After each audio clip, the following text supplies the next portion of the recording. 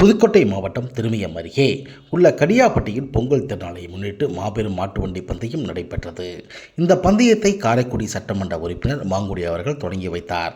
முன்னாள் சட்டமன்ற உறுப்பினர் ராமசுப்ராம், காங்கிரஸ் வடக்கு வட்டார தலைவர் ராம அர்ஜுனன் ஆகியோர் பந்தயத்தை கொடியசைத்து தொடங்கி வைத்தனர்.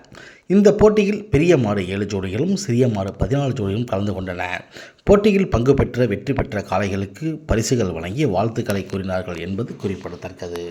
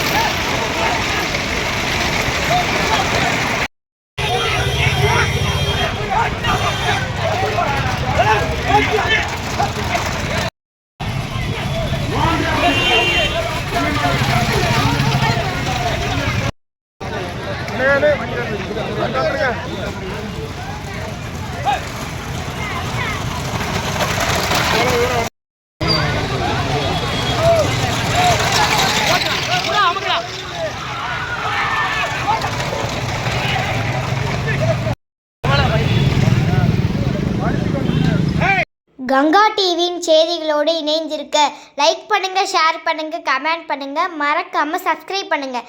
பக்கத்தில் இருக்க பெல் ஐக்கானை கிளிக் பண்ணுங்கள்.